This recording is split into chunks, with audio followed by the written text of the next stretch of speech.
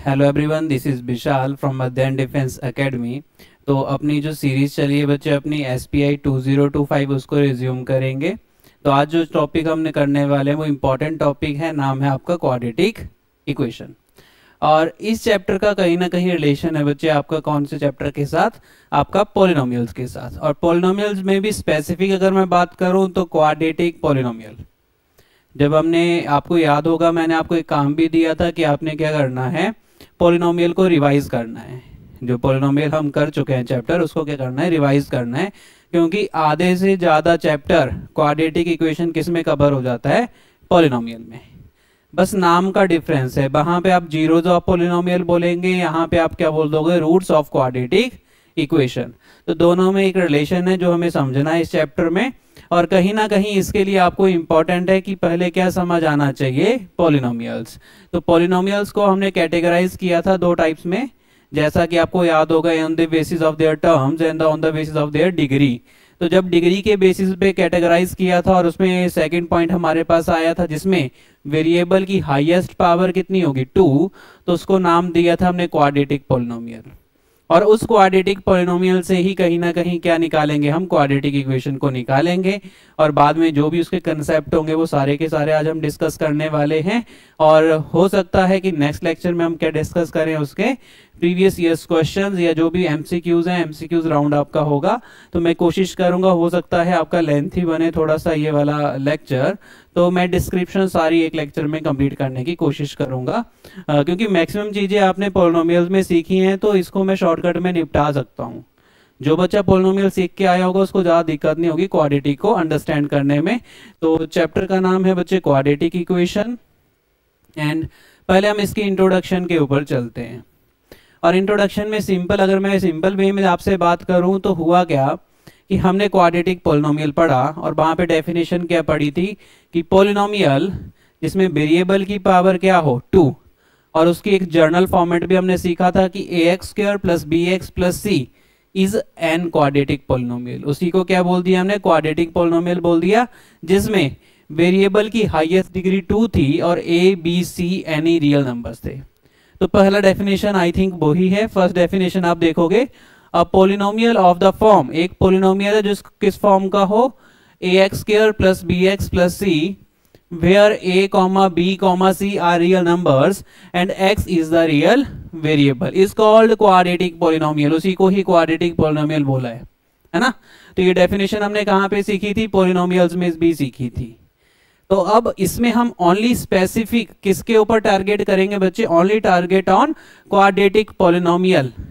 इस पूरे के पूरे चैप्टर में क्वाड्रेटिक पॉलिनोमियल के ऊपर टारगेट करेंगे और वहां से क्या निकालना है, क्वाड्रेटिक इक्वेशन का कंसेप्ट निकालना है। तो ये समझ में आ गया क्वाड्रेटिक पॉलिनोमियल क्या होता था। सेकंड, जब मैंने इस क्वाड्रेटिक पॉलिनोमियल को, यानी इसको मैं क्वाड्रेटिक पॉलिनोमियल बोलता था, ax² + bx + c, इस फॉर्मेट को क्वाड्रेटिक पॉलिनोमियल बोलता था, इसको मैंने क्या कर दिया, = 0, यानी = कर दिया। तो इसको क्या बना दिया, एक इक्वेशन। आपको ये समझ आ रहा है ना, = जहां पे भी लग जाता है तो क्या बनता है, इक्वेशन बनता है। तो मैंने इस क्वाड्रेटिक पॉलिनोमियल को = 0 कर दिया। ऐसा करने से इसका नेम चेंज हो गया, इसको नाम हमने क्या दिया है फिर, क्वाड्रेटिक इक्वेशन। तो क्वाड्रेटिक इक्वेशन की जो डेफिनेशन है उसमें हम ये भी बोल सकते हैं कि ये quadratic polynomial = 0 is called quadratic equation. जैसा कि सेकंड पॉइंट में लिखा है, एन इक्वेशन px = 0। और what do you mean by px, px means ax² + bx + c where px is quadratic polynomial। yes exactly, px क्या है बच्चे, क्वाड्रेटिक पॉलिनोमियल है, is called quadratic equation। तो मैं उसको क्वाड्रेटिक इक्वेशन बोल दूंगा, किसको, px = 0 को क्वाड्रेटिक इक्वेशन बोलेंगे। px is a quadratic polynomial, but जब हम px = 0 लिखेंगे तो क्या बन जाएगा, क्वाड्रेटिक इक्वेशन बन जाएगा। तो सेकंड पॉइंट भी आपका क्लियर हुआ कि क्वाड्रेटिक इक्वेशन का फॉर्मेट कुछ ऐसा आएगा। और इसी फॉर्मेट को मैं क्या बोल देता हूं बच्चे, इसी फॉर्मेट को बोला जाता है journal form of quadratic equation. तो इसके लिए पॉइंट नंबर 3 पे आएंगे, the equation ax² + bx + c = 0 is the standard form of quadratic equation. इसी को ही उसकी स्टैंडर्ड फॉर्म बोलते हैं, या जर्नल फॉर्म बोल लो, स्टैंडर्ड फॉर्म बोलो, किसकी, क्वाड्रेटिक इक्वेशन की। तो जब भी बात आएगी स्टैंडर्ड फॉर्म की तो आपने प्री एज्यूम करके चलना है कि हमने क्या पढ़ा था कि A X square plus B x plus C is equal to 0, इस फॉर्म के जो भी हमारे पास क्या बनेंगे अलजेब्रिक एक्सप्रेशन बनेंगे, उनको हम क्या बोल देंगे बच्चे, उनको बोल देंगे हम क्वाड्रेटिक इक्वेशन। क्लियर? तो ये मैंने लिखा भी है कि the equation x square plus B x plus C is equal to 0 is the standard form of quadratic equation where, बाकी सेम ए बी सी क्या आएंगे आपके पास, एनी रियल नंबर्स, और ए 0 नहीं होना चाहिए, ये इंपॉर्टेंट कंडीशन है, दिस इज इंपॉर्टेंट कंडीशन, ए जो है वो 0 नहीं होना चाहिए। खुद सोचिए ना बच्चे कि अगर ए 0 हो गया तो मतलब एक्स स्क्वायर का कॉफिशिएंट आप 0 बोल रहे हो, ए क्या है, A is a coefficient of x square. तो हमेशा इसको ऐसे नहीं रटना होता है कि अब हो सकता है वो क्वाड्रेटिक इक्वेशन को चेंज करके बी एक्स स्क्वायर प्लस ए एक्स प्लस सी दे दे फिर, तो हमेशा ये नहीं सोचना है कि ए 0 नहीं होना चाहिए। ए 0 नहीं होने चाहिए का मतलब है मेरा कि एक्स स्क्वायर का कॉफिशिएंट 0 नहीं होना चाहिए। जहां पे भी एक्स स्क्वायर का कॉफिशिएंट 0 हुआ वहां पे आपका एक्स स्क्वायर क्या हो जाएगा, खत्म। खत्म कैसे होगा, मानो ए है, ए 0 हो जाएगा, तो 0 इंटू एक्स स्क्वायर मतलब एक्स स्क्वायर बचा ही नहीं। अगर एक्स स्क्वायर बचा ही नहीं तो आपका जो पॉलिनोमियल था वो क्वाड्रेटिक बचा ही नहीं, वो क्या बन गया, लीनियर बन गया, तो फिर उसमें वो क्वाड्रेटिक इक्वेशन बचेगा ही नहीं। तो क्वाड्रेटिक इक्वेशन बनाने के लिए टर्म एंड कंडीशंस यही है कि ए इज नॉट इक्वल टू 0, बाकी ए की जगह तुम कोई भी रियल नंबर डाल सकते हो बट 0 को छोड़ के, और बी और सी में तुम 0 डाल सकते हो, बी और सी में बिंदास डाल सकते हो, उसमें कोई भी प्रॉब्लम नहीं है। प्रॉब्लम किस में आएगी, ए की जगह, तो a is not equal to 0, वैसे ए बी सी के आएंगे any real number, but condition applied a is not equal to 0। तो ये सारा का सारा इंट्रोडक्टरी पार्ट है किसका, क्वाड्रेटिक इक्वेशन का। बिल्कुल सिंपल है। इन तीनों का अगर मैं एक निचोड़ निकालूं तो सिंपल इतनी सी बात बोलूंगा कि जहां पे भी quadratic polynomial is equal to 0 कर दिया वो क्वाड्रेटिक इक्वेशन बन गई, दैट्स इट ना। नेक्स्ट पेज के ऊपर चलते हैं। नेक्स्ट पेज था आपका रूट्स ऑफ क्वाड्रेटिक इक्वेशन। अब ये रूट्स ऑफ क्वाड्रेटिक इक्वेशन क्या होते हैं, ये कहीं ना कहीं सेम चीज है जिसको हम पॉलिनोमियल में क्या बोलते थे, zeros of quadratic equation. Polynomial में हम बोलते थे जीरोस ऑफ क्वाड्रेटिक इक्वेशन, और यहां पे बोलेंगे हम रूट्स ऑफ क्वाड्रेटिक इक्वेशन। दोनों का मतलब सिमिलर है। पॉलिनोमियल में हम बोलते थे कि ये जो पॉलिनोमियल है इसमें बताओ कि तुम x की वैल्यू क्या पुट करोगी, पॉलिनोमियल की वैल्यू क्या बन जाए, 0, तब उसका नाम क्या दे दिया था हमने, जीरोस ऑफ क्वाड्रेटिक पॉलिनोमियल। तो करते तो उसमें भी क्या थे, ऐसे मैं एक इक्वेशन दे देता था तुम्हें कि A X square plus B x plus C, equation नहीं बोलूंगा इसको, एक रिलेशन, मतलब इसको एक क्वाड्रेटिक पॉलिनोमियल बोलूंगा। क्वाड्रेटिक पॉलिनोमियल दे देता था मैं तुम्हें A X square plus B x plus C के फॉर्मेट में, और मैं फिर ये डिमांड करता था कि इसके जीरोस निकालो। तो जीरोस में आप splitting the middle term use करके, यानी इसको फिर से कैसे लिख देते, अगर जीरोस फाइंड आउट करने थे तो आप ऐसे लिख देते थे कि A X square plus B x plus C is equal to 0, कि ऐसी वैल्यू निकालनी है जिसमें ये क्या बन जाए, आंसर आपका 0। और इसके लिए आप स्प्लिटिंग द मिडल टर्म करते थे, फिर दो वैल्यूज निकालते थे, और दोनों वैल्यूज ऐसी होती थी जो यहाँ पे सेटिस्फाई करती थी, यानी आप इसमें अगर डालते थे तो आंसर क्या आता था, 0। उसी को बोला जाता था जीरोस ऑफ क्वाड्रेटिक पॉलिनोमियल। पर क्वाड्रेटिक इक्वेशन में उसका नाम है रूट्स ऑफ क्वाड्रेटिक पॉलिनोमियल, और निकालने का तरीका सिमिलर रहेगा। इसमें भी आप पहला मेथड कौन सा यूज करोगे, splitting the middle term. Next दो मेथड और हैं, उसमें से एक ज्यादा इंपॉर्टेंट है, एक थोड़ा कम इंपॉर्टेंट है 10th के पर्सपेक्टिव से, पर वो सीखना इसलिए इंपॉर्टेंट है क्योंकि 11th 12th में तुम्हारे काम आएगा, है ना। तो छोड़ना उसको भी नहीं है, वो कहीं ना कहीं एक डेरिवेशन है। किसकी डेरिवेशन है, आपकी क्वाड्रेटिक फार्मूला की। तो मैं वो धीरे धीरे वो चीजें भी डिस्कस कर लूंगा। अभी सिंपल मैं चलता हूं जो डेफिनेशन में लिखा है उसके ऊपर, कि if alpha and beta are the zeros of polynomial, मानो कोई भी दो नंबर है मेरे पास अल्फा और बीटा, एनी नंबर, वो जीरोस ऑफ पॉलिनोमियल है, दिस वन, इसके जीरोस है। इसके जीरोस हैं तो मतलब अगर मैं अल्फा की वैल्यू पुट करूंगा x की जगह तो भी आंसर क्या बनेगा, 0। अगर बीटा की वैल्यू पुट करूंगा इस वाले क्वाड्रेटिक पॉलिनोमियल में तब भी आंसर क्या बनेगा, 0। तो उसको क्या बोलेंगे हम, zeros of quadratic polynomial. But when alpha and beta are called the roots of corresponding equation ax square plus bx plus c is equal to 0। पर जब आप उसी को किसमें लगाओगे, ax square plus bx plus c is equal to 0, इसमें भी करना क्या है, इसमें इज इक्वल टू 0 ऑलरेडी दिया है, मतलब आंसर 0 लेके आना है ना। उसमें आपने एक वैल्यूज ढूंढी, पर किया तो उसमें भी क्या, क्वाड्रेटिक इक्वेशन का तरह किया ना। निकालने का तरीका तो ऐसे ही था, क्वाड्रेटिक पॉलिनोमियल को इज इक्वल टू 0 ही किया था, एक इक्वेशन ही बनाई थी ताकि किसकी वैल्यू निकाल सको, x की। यहाँ पे आपको वो क्वेश्चन में ही 0 बना के दे देगा तो क्वाड्रेटिक इक्वेशन बन गई, और रूट्स उसका क्या आ गया, नाम आ गया। वहाँ पे जीरोस बोलते थे, यहाँ पे रूट्स बोलते थे। तो सेम इसने ऐसा लिखा था कि अगर मैं इस पोलिनोमियल में बात करूँ अल्फा और बीटा को मैं जीरोस बोल रहा हूँ, तो अगर मैं इस क्वाड्रेटिक इक्वेशन की बात करूँ तो अल्फा और बीटा का नाम क्या हो जाएगा, रूट्स हो जाएगा बस। Then alpha and beta are called roots of corresponding equation ax square plus bx plus c is equal to 0। और मैं अगर p अल्फा भरूंगा यानी इसमें x की जगह अल्फा भरूंगा तो मैं ऐसे बोल रहा हूँ कि अगर मैं px मान रहा हूँ किसको, ax स्क्वायर, ये जर्नल इक्वेशन है तो शायद आपको यहाँ पे थोड़ी सी दिक्कत आ सकती है।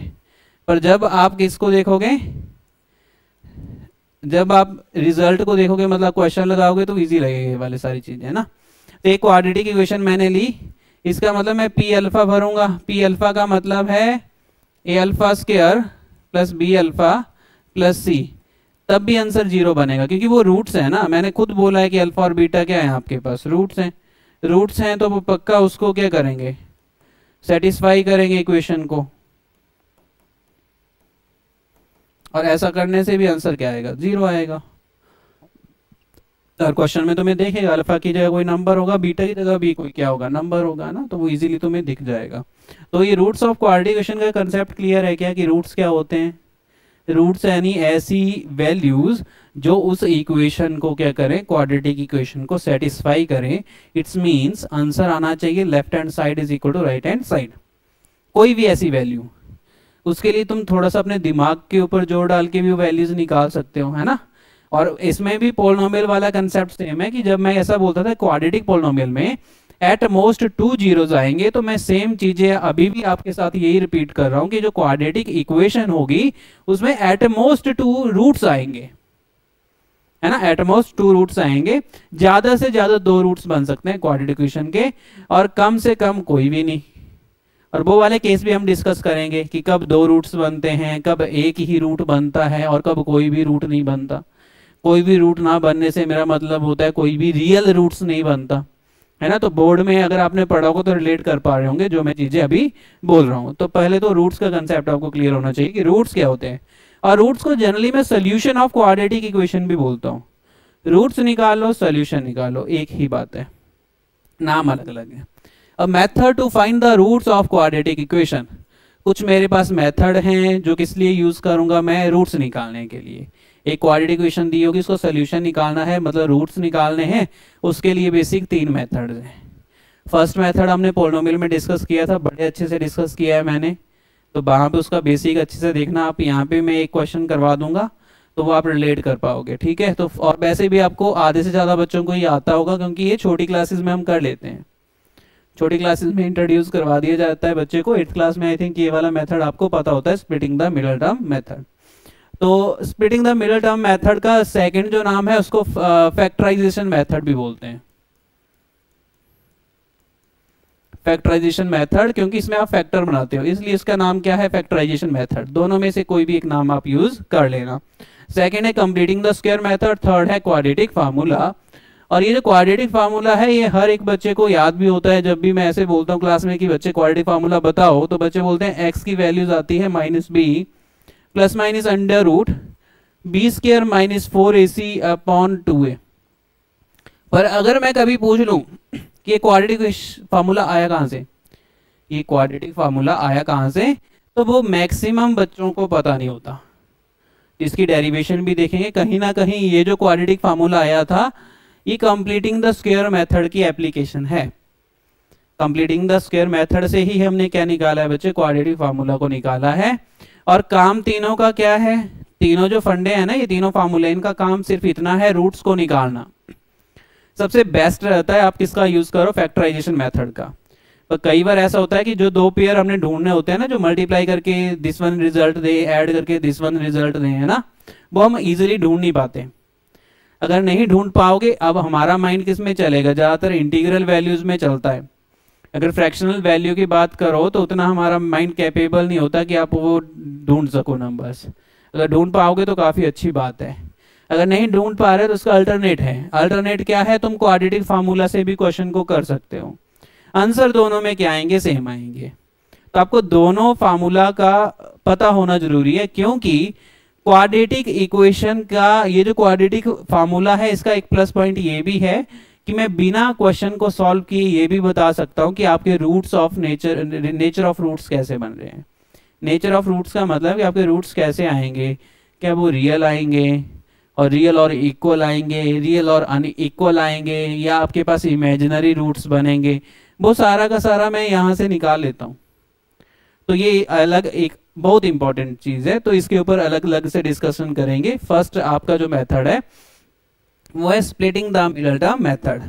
तो फर्स्ट मेथड है स्प्लिटिंग द मिडल टर्म, मतलब मिडल टर्म को तोड़ना। नाम ही इसका है मेथड का, मिडल टर्म को तोड़ना, यानी 2x को तोड़ना है और दो पार्ट में तोड़ना है। अब दो पार्ट कैसे डिसाइडिंग फैक्टर होंगे ये आपको देखना है। तो 5x² plus 2x minus 7 is equal to 0। अब आपको ये समझ में आना चाहिए कि यहाँ पे आपको दो पेयर कौन कौन से चूज करने हैं। तो देखो, ये जो x² का कॉफिशिएंट होता है और एक कांस्टेंट कॉफिशिएंट होता है, उनको आपस में मल्टीप्लाई करना होता है। तो 5 इंटू माइनस 7 यानी कितना बना, -35। तो -35 आपके पास मल्टीप्लाई करके आना चाहिए। कोई भी नंबर चूज करोगे मल्टीप्लाई करके -35 बनना चाहिए, और ऐड करके क्या बनना चाहिए, ऐड करके बनना चाहिए x का कॉफिशिएंट। x का कॉफिशिएंट कितना है, +2। x का कॉफिशिएंट है +2। तो कोई भी दो नंबर अपनी मर्जी से चूज करो, पर दो नंबर ऐसे ही लेना जो मल्टीप्लाई करके क्या है बच्चे, -35, और ऐड करके क्या आ जाए आपके पास, +2। अगेन साइन वेरी इंपॉर्टेंट है, साइन वेरी इंपॉर्टेंट है। मल्टीप्लाई करके -35, ऐड करके +2। कोई भी ऐसे दो नंबर चूज करो। तो उसके लिए थोड़ा सा आपको माइंड चलाना शुरू करना है। माइंड चलाओगे, दो नंबर चूज करोगे, तो पहले मल्टीप्लाई में चूज करो, एडिशन में बाद में देख लेता हूँ। मल्टीप्लाई में चूज करो, 35 कब बनेगा, अच्छा 35 बनता है 5 और 7 को मल्टीप्लाई करके। क्या इस 5 और 7 से मैं 2 के ऊपर भी आ सकता हूँ क्या, हाँ 2 के ऊपर भी आ सकता हूँ। अगर मैं दोनों को माइनस करूंगा तो 2 भी आ जाएगा। यानी पेयर तो सुटेबल लग रहे हैं, पर प्लस और माइनस का देखना पड़ेगा। तो तुम देखो ना कि आपको मल्टीप्लाई करके -35 चाहिए और ऐड करके +2 चाहिए। तो अगर मैं माइनस का 7 ले लेता हूँ, पॉजिटिव का 5 ले लेता हूँ, तो ऐड करके -2 आएगा, और मेरे को ऐड करके +2 चाहिए। तो आपको माइनस का 5 लेना पड़ेगा, पॉजिटिव का 7, और एक बार जब आपके पेयर क्या हो जाएंगे फाइनल, तो उसको क्रॉस चेक कर लेना कि दोनों को मल्टीप्लाई करना, -35 आना चाहिए, दोनों को ऐड करना, +2 आना चाहिए। दोनों के लिए सुटेबल हो गया। -5 इंटू 7 -35, -5 प्लस 7 +2, दोनों के लिए सुटेबल हो गया। तो ये वाला पेयर आप क्या कर दोगे, आप मिडिल टर्म को स्प्लिट कर दोगे, जैसे कि इसका नाम है मेथड का 5x²। मिडिल टर्म को स्प्लिट करके अब मैं क्या लिखूंगा, -5x plus 7x minus 7 is equal to 0। Again cross check कर लेना बच्चे, ये मिडिल टर्म है, इसको अगर सॉल्व करूंगा तो अगेन +2x ही बनेगा। -5x plus 7x is equal to +2x। तो अब आप पहले दो जो ये हैं आपके पेयर, या इसको क्या बोलूंगा मैं, टर्म्स, पहले दो में से कुछ ना कुछ कॉमन ले लो। 5 कॉमन आ जाएगा, x कॉमन आ जाएगा, अंदर क्या बचेगा, x -1। और नेक्स्ट में से भी कुछ कॉमन ले लो, तो +7 कॉमन आ जाएगा, अगेन x -1 बचेगा, इज इक्वल टू 0। और हमेशा जो भी हम कॉमन लेते हैं इस बेसिस पे लेते हैं कि जो ये ब्रैकेट है ना, इसके अंदर सेम चीजें बचे, है ना। जैसे x -1 बचा, सेकंड में भी क्या बचना चाहिए, x -1 सेम बचना चाहिए। फिर हम इन दोनों में से कुछ कॉमन ले लेंगे, कॉमन आ रहा है x -1, और यहाँ पे आपके पास 5x plus 7 is equal to 0। तो ये फैक्टराइज हो गया, तभी इस मेथड का नाम क्या है, फैक्टराइज मेथड भी है। फैक्टर आपने बना लिए, जब एक बार आपने फैक्टर बना लिए तो उसके बाद क्या करना है, उसके बाद का मामला तो और इजी है। उसके बाद हम क्या करते हैं, सिंपल, या तो x -1 क्या हो जाएगा, 0। ये सेकंड कंडीशन ये हो सकती है कि 5x प्लस 7 क्या हो जाए, 0। अगेन इसको सॉल्व करोगे तो x की वैल्यू आ जाएगी 1। तो x इज इक्वल टू 1 आया एक, और एक आ जाएगा 5x is equal to -7, x is equal to -7/5, एक रिजल्ट आ जाएगा ये। और ये दोनों के दोनों जो रिजल्ट हैं उसी को हम क्या बोलते हैं, रूट्स। तो लास्ट में हम ये लिख सकते हैं कि देयरफॉर जो रूट्स थे आपके, roots of quadratic equation 5x² plus 2x minus 7 is equal to 0 are इसके जो रूट्स हैं बच्चे वो कितने आए हैं 1 एंड -7/5, ये इसके रूट्स बने। तो रूट्स की कहानी समझ में आ गई कैसे निकालना है, और रूट्स का मतलब अलजेब्रिक मतलब क्या है ये भी इंपॉर्टेंट है। रूट्स के दो मतलब पढ़ोगे आप, रूट्स का ग्राफिकल मतलब पढ़ोगे, रूट्स का अलजेब्रिक मतलब पढ़ोगे। और रूट्स का अलजेब्रिक मतलब है, अगर ये दोनों मैं ऐसे बोल रहा हूँ कि नहीं इसके रूट्स हैं, तो मतलब अगर इस इक्वेशन में मैं इस रूट को पुट करूंगा तो आपका आंसर 0 बनेगा, या आपका answer left hand side is equal to right hand side बनेगा। तो ये भी मैं चेक करवा देता हूं आपको, और चेक करवाने के लिए हम क्या करेंगे, put x is equal to 1 in 5x² plus 2x minus 7 is equal to 0। आपने x की वैल्यू 1 पुट कर दी क्वाड्रेटिक इक्वेशन में, अगर ये रूट होगा तो पक्का उसको क्या करेगा, सेटिस्फाई करेगा भाई ना। क्रॉस चेक करवा रहा हूँ, पर ये इसलिए भी इंपॉर्टेंट है क्योंकि क्वेश्चन में कई बार चेक भी करना होता है कि ये इस इक्वेशन के रूट्स हैं कि नहीं। तो कैसे चेक करोगे, पुट करके, सिंपली पुट करोगे रूट्स को, अगर सेटिस्फाई कर जाएंगे तो मतलब वो हमेशा उसके क्या होंगे बच्चे, रूट्स ही होंगे। तो x इज इक्वल टू 1 भर दो, 5 1 का whole square 2 into 1 minus 7 is equal to 0, ये 5 आएगा ये 2 आएगा, यानी 7 minus 7 is equal to 0, 0 is equal to 0। तो 0 इज इक्वल टू 0 का मतलब है yes x is equal to 1 is the root of this equation. तो मतलब बिल्कुल सही निकाला है मैंने। तो रिवर्स भी चेक कर लो, इसको बोलते हैं अलजेब्रिक पर्सपेक्टिव, किसका, रूट्स का। सेकंड अगर मैं बात करूं तो सेकंड मैं पुट कर रहा हूं बच्चे, put x is equal to -7/5 इसी इक्वेशन में, तो आएगा 5 इंटू -7/5 का whole square plus 2 into -7/5 and -7 is equal to 0। Again इसको सॉल्व करोगे तो आपके पास आएगा 49 -7 का होल स्क्वायर आएगा 49, और यहाँ पे 5 और नीचे आ जाएगा 25 minus 14/5 -7 is equal to 0। Again 5 से आप यहाँ पे 5 टाइम्स काट दोगे और यहाँ पे आप एलसीएम ले लोगे, तो एलसीएम 5 आ जाएगा। जैसे ही एलसीएम 5 आ गया, ये आ गया आपके पास 49 माइनस 14, ये आ जाएगा -35 इज इक्वल टू 0। अगेन इसको अगर जब आप सॉल्व करोगे ये 49 ही बनने वाला है, 5 + 4 9, यस 49 बन जाएगा। तो अगेन आगे जाके इसका आंसर बनेगा 49 minus 49 upon 5 is equal to 0, यानी 49 माइनस 49 मतलब 0, 0/5 का मतलब अगेन क्या है, 0। तो आंसर फिर से क्या बन जाएगा, 0 इज इक्वल टू 0। तो ये दोनों के दोनों इसके क्या है, रूट्स हैं। हमने क्रॉस चेक भी कर लिया, मतलब हमने ये पर्सपेक्टिव समझ लिया कि रूट्स का अलजेब्रिक पर्सपेक्टिव क्या होता है। रूट्स का अलजेब्रिक पर्सपेक्टिव होता है, उस रूट को पुट कर दोगे उस क्वाड्रेटिक इक्वेशन में, तो उसको क्या करेगा बच्चे, वो सेटिस्फाई करेगा, मतलब left hand side is equal to क्या आ जाएगी, राइट हैंड साइड। तो आई थिंक ये वाला मेथड आपको समझ आया, और ये वाला भी समझ आया कि रूट्स का अलजेब्रिक पर्सपेक्टिव क्या होता है।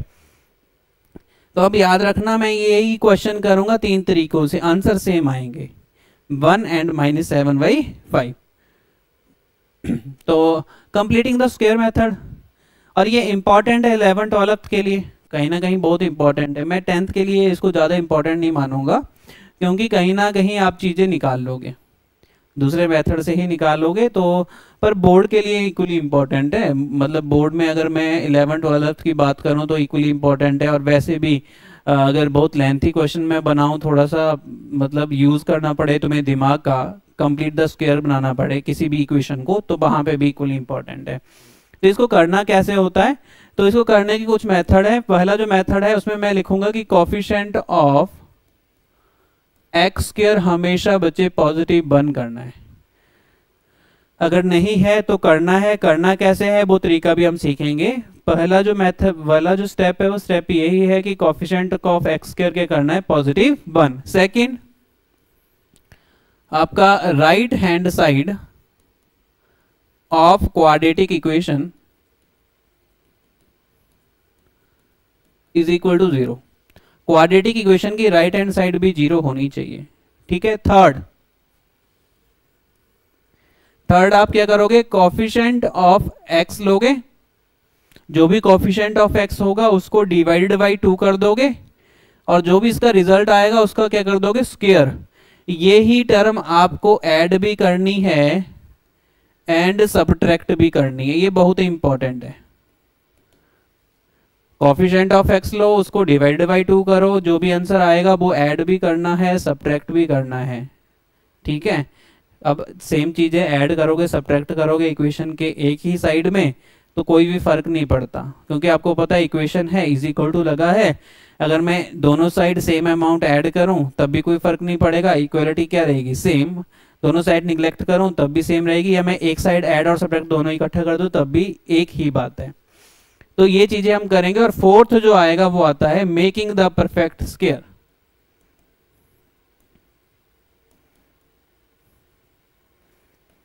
और मेकिंग द परफेक्ट स्क्वायर उसके पास आपके पास बन जाता है, या तो आपका a प्लस बी का होल स्क्वायर बन जाएगा, और या तो आपका a माइनस बी का होल स्क्वायर बन जाता है। वो डिपेंडिंग अपॉन क्वेश्चन होता है ना। वो भी मैं बता दूंगा कब a प्लस बी का होल स्क्वायर बनेगा, कब a माइनस बी का होल स्क्वायर बनेगा। तो सेम मेथड अप्लाई करते हैं इसमें। अगर सेम मेथड में अप्लाई करूं तो यहाँ पे आपको समझ आ रहा है 5x square plus 2x minus 7 is equal to 0। और ये जो ऐड और सब्ट्रैक्ट करना होता है ना हमने, ये दिस वन, ये करना होता है 2x के बाद और कांस्टेंट से पहले, x के कोफिशिएंट के बाद कांस्टेंट से पहले। तो यहाँ पे आप देखो कि पहला जो वो उसने बोला था कि x स्क्वायर का कोफिशिएंट पॉजिटिव 1 करना है, और सेकंड क्वाड्रेटिक इक्वेशन की राइट हैंड साइड 0 होनी चाहिए। क्वाड्रेटिक इक्वेशन की राइट हैंड साइड 0 है, पर x स्क्वायर का कोफिशिएंट क्या है 5, इसको क्या करना है पॉजिटिव 1। तो इसके लिए मैं क्या करता हूँ, पूरी की पूरी इक्वेशन को दोनों साइड 5 से डिवाइड कर देता हूँ। तो 5x square upon 5 plus 2 upon 5x minus 7 upon 5 is equal to 0 upon 5। तो मैंने क्या किया, 5 से पूरी की पूरी इक्वेशन को डिवाइड किया बोथ साइड, उससे कुछ फर्क नहीं पड़ेगा बच्चे, है ना। इज इक्वल टू के दोनों साइड अगर 5 से डिवाइड कर रहा हूं तो नथिंग विल बी चेंज, कुछ भी चेंज नहीं होने वाला। पर इससे एक फायदा जरूर हो जाएगा तुम्हें, 5 से 5 कट जब हो जाएगा तो x square plus 2y 5x minus 7y 5 is equal to 0। ये आपके पास क्या बन जाएगी, क्वाड्रेटिक इक्वेशन। और इसमें x स्क्वायर का कोफिशिएंट क्या आ गया पॉजिटिव 1, यानी पहली वाली शर्त भी क्या होगी हमारी कंप्लीट। फिर आ जाना है स्टेप नंबर 3 पे। स्टेप नंबर 3 में हमने क्या चेक करना है, कोफिशिएंट ऑफ x लेना है, उसको डिवाइडेड बाई 2 कर देना है और उसका स्क्वायर ऐड और सब्ट्रैक्ट करना है। तो यहाँ पे देखो कोफिशिएंट ऑफ x क्या है, कोफिशिएंट ऑफ x ढूंढिए। कोफिशिएंट ऑफ x का मतलब x के साथ वाली चीज कितनी है 2/5, कितना पॉजिटिव का 2/5, और इसको डिवाइडेड बाई 2 कर दो और उसका होल स्क्वायर कर दो। इसी को ही ऐड और सब्ट्रैक्ट करना है। आपको पता है 2/5 को डिवाइड बाई 2 करूंगा तो बनेगा 2/10, आता है ना डिवाइड करना। 2/5 मल्टीप्लाई बाई 1/2 आ जाएगा, और मल्टीप्लाई बाई 1/2 मतलब 2/10। तो ये 2/10 का होल स्क्वायर आपको ऐड और सब्ट्रैक्ट करना है, इसके बाद x वाले कोफिशिएंट के बाद। इसके बाद आप ऐड कर दोगे, ऐड करोगे 2/10 का होल स्क्वायर और सब्ट्रैक्ट भी कर दोगे 2/10 का होल स्क्वायर, और ये सेम रहेगा माइनस 7/5 इज इक्वल टू 0। अब सेम टर्म में ऐड और सब्ट्रैक्ट कर रहा हूं तो उसमें कोई भी फर्क नहीं पड़ता इक्वेशन को। पर एक मामला जरूर सॉल्व हो जाएगा कि ये जो मैंने 3 टर्म्स लिखी यहां से यहां तक, ये हमेशा परफेक्ट स्क्वायर बनाएगी। ये यहाँ पे ये है a square plus B square plus 2ab, करके देख लेना। a square plus B square plus 2 into x into 2/10, तो आंसर क्या बनेगा 2/5x ही बनेगा। तो ये a प्लस बी का होल स्क्वायर बन जाएगा डायरेक्ट। अब डिपेंड करता है प्लस b का होल स्क्वायर बनेगा कि माइनस b का होल स्क्वायर, वो टोटली डिपेंड करेगा। ये जो 2/5x है ना, x कोफिशिएंट, ये पॉजिटिव है कि नेगेटिव है। अगर नेगेटिव होगा तो a माइनस बी का होल स्क्वायर बनेगा, क्योंकि a square plus B square minus 2ab बनेगा। अगर पॉजिटिव होगा तो a square plus B square plus 2ab बनेगा। तो इसको मैं ऐसे भी लिख सकता हूं x प्लस 2/10 का होल स्क्वायर, इसको बोलते हैं step number 4 making the perfect square. Again आप चेक कर लेना, चाहे इसको ओपन करोगे ना तो a स्क्वायर आएगा, x स्क्वायर, b स्क्वायर आएगा 2/10 का होल स्क्वायर, और 2ab का मतलब है 2 इंटू x इंटू 2/10। तो जब इसको ऐसे कट करोगे तो 2/5x आएगा, सेम टू सेम 2/5x। तो ये मेकिंग पक्का बनता है। ये स्टेप ही हम ऐसे तरीके से बनाते हैं कि हमेशा आपके पास क्या बनता है, a प्लस बी का होल स्क्वायर बनेगा या a माइनस बी का होल स्क्वायर, अगर आपने बिल्कुल प्रॉपर तरीके से किया होगा। पहला स्टेप आपने एक्स स्क्वायर का कोएफिशिएंट पॉजिटिव 1 किया होगा। सेकंड आपने क्या किया होगा बच्चे, आपका आरएचएस को 0 किया होगा। Third coefficient of x divide by 2 और उसका होल स्क्वायर ऐड और सब्ट्रैक्ट किया होगा। ठीक है, और फिर आगे मैं क्वेश्चन को करता हूं, ये सारा मैं इज इक्वल टू के दूसरी तरफ ले जाऊंगा तो ये आ जाएगा आपके पास 2/10 यानी 4/100 और प्लस 7/5, ये इज इक्वल टू के दूसरी वाली साइड आपका आ जाएगा। अगेन इसको अगेन फिर से सॉल्व करते हैं तो ये आएगा आपके पास x plus 2/10 whole square is equal to, यहां पे आप एलसीएम ले लोगे 100 और 5 का लीस्ट कॉमन मल्टीपल 100 आएगा, और जैसे ही 100 आएगा तो यहाँ पे आप 100 लिखोगे। एलसीएम में 4 प्लस यहाँ पे कितने से करना पड़ेगा 140 है ना, 147 आ जाएगा मल्टीप्लाई बाई 20, 7 मल्टीप्लाई बाई 20 तो आ जाएगा आपके पास 140। ओके, अगेन इसको सॉल्व करोगे 140 प्लस 4 144 डिवाइड बाई 100 और x प्लस 2/10 का होल स्क्वायर। आगे वाला स्टेप बहुत बहुत बहुत ज्यादा इंपॉर्टेंट है। स्क्वायर का इज इक्वल टू के दूसरी साइड जाके क्या बन जाता है अंडर रूट, पर प्लस माइनस भी लगता है, दो वैल्यूज आती हैं अंडर रूट जो भी बनेगा प्लस माइनस के साथ। ये बहुत इंपॉर्टेंट स्टेप है, मैक्सिमम बच्चे यहाँ पे गलती कर देते हैं। 2/10 आ जाएगा, यहाँ पे आप 144 और 100 का अंडर रूट करोगे पर बाहर प्लस और माइनस लगाओगे, ये इंपॉर्टेंट है। स्क्वायर जब भी अंडर रूट बनाता है तो दो रिजल्ट देता है, एक पॉजिटिव में एक नेगेटिव में। तो अगेन इसको सॉल्व करोगे बच्चे x plus 2/10 is equal two plus minus, ये अंडर रूट दोनों के लिए 144 के लिए भी 100 के लिए भी, 144 का रिजल्ट 12 आ जाएगा, 100 का 10, याद है ना। तो अगेन इसको अगर सॉल्व करूंगा तो दो रिजल्ट बनेंगे x बाई 2/10 और एक बार रिजल्ट ले लेना प्लस 12/10 और एक बार रिजल्ट ले लेना x plus 2/10 is equal to minus 12/10। तो दो रिजल्ट बन जाएंगे आपके, और रिजल्ट जो बनेंगे वो नेक्स्ट वाली स्क्रीन के ऊपर मैं लिख देता हूँ। x plus 2/10 is equal to 12/10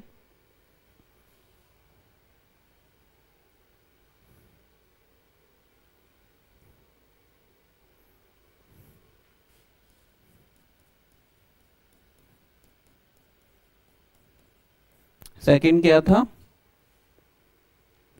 x plus 2/10 is equal to minus 12/10।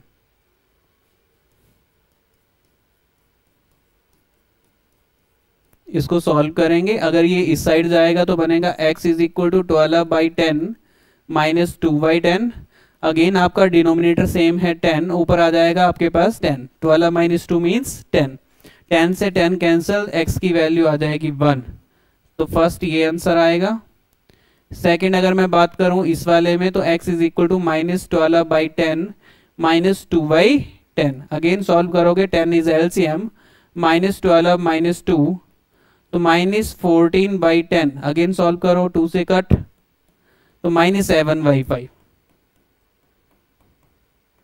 तो ये दोनों उसके क्या बने हैं, रूट्स बने। लेंथी मेथड है, completing the square method lengthy है ना। आपको क्या करना पड़ेगा, पहले वो याद करना है कि क्वाड्रेटिक इक्वेशन का राइट हैंड साइड 0 करना है, कोएफिशिएंट ऑफ x लेना है, और सेकंड क्या था x स्क्वायर का कोएफिशिएंट पॉजिटिव 1 करना है ना। वो सारी चीजें आपको स्टेप बाय स्टेप करनी पड़ेगी। आंसर सेम आ रहा है 1 एंड माइनस 7/5, 1 एंड माइनस 7/5। कौन सा इजी लगा, फर्स्ट वाला इजी लगा होगा, splitting the middle term. Second वाला थोड़ा सा मुश्किल लगा होगा, पर इससे करते भी नहीं है मैक्सिमम हम। अगर मैं मेनली बात करूं तो इसको हम ज्यादा यूज में नहीं लेके आते, पर कहीं ना कहीं इसी मेथड के बेसिक पे आपका क्या बना था, क्वाड्रेटिक फार्मूला बना था। तो एक बार मैं आपको कंस्ट्रक्शन बता देता हूं। अगेन आपको अगर मैं बोलूं कंस्ट्रक्शन इंपॉर्टेंट नहीं है एग्जामिनेशन पॉइंट ऑफ व्यू से, फिर भी मैं बता देता हूं कि लेट, अगर मैं ऐसे बोल देता हूं कि ax square plus bx plus c is equal to 0 आपकी क्या है, क्वाड्रेटिक इक्वेशन है। इसके रूट्स हमने निकालने हैं। तो पहला मेथड क्या होता था, एक्स स्क्वायर का कोएफिशिएंट पॉजिटिव 1 करना। तो मैं ax square divide by a, यानी हर किसी को a से क्या कर दूंगा डिवाइड, और जैसे ही डिवाइड करूंगा तो एक्स स्क्वायर का कोएफिशिएंट पॉजिटिव 1 बन जाएगा। X square plus b/ax plus c/a is equal to 0। फिर नेक्स्ट स्टेप क्या होता था, कोएफिशिएंट ऑफ x लेना है। कोएफिशिएंट ऑफ x क्या है, b/a, कोएफिशिएंट ऑफ x है b/a, इसको डिवाइड बाई 2 कर देना है और इसका होल स्क्वायर, यही ऐड और सब्ट्रैक्ट करना है। तो बी बाई ए को डिवाइड बाई 2 करोगे तो बनेगा बी बाई 2a। तो उसी को ऐड और सब्ट्रैक्ट करना है एक्स के कोफिशिएंट के बाद, सेम स्टेप अप्लाई करने हैं। तो पॉजिटिव बी बाई 2a का होल स्क्वायर और माइनस भी करना पड़ेगा आपको बी बाई 2a का whole square plus c by a is equal to 0। अब ये जो टर्म है ना पहले 3, ये आपके पास परफेक्ट स्क्वायर बनाएगी और a प्लस बी या a minus b depend upon this sign. तो ये बनेगा x plus b by 2a का होल स्क्वायर और इसको जब आप सॉल्व करोगे तो इसको इज इक्वल टू के इस तरफ ले जाना, ये बनेगा b बाई 2a का होल स्क्वायर और minus c by a। Again इसको सॉल्व कीजिए, x plus b by 2a का whole square is equal to, solve करोगे तो ये आएगा b square upon 4a square और माइनस c अपॉन a। अभी यहाँ पे आपको एलसीएम लेना है ना, यहाँ पे आपको एलसीएम लेना है x plus b by 2a का whole square is equal to, यहाँ पे एलसीएम ले लेना है तो एलसीएम आएगा 4a स्क्वायर। तो एलसीएम लिख दो 4a स्क्वायर और ऊपर आएगा आपके पास b स्क्वायर माइनस यहाँ पे आएगा 4 into a into C, 4ac ये आएगा। एलसीएम लेना तो आपको आता होगा ना।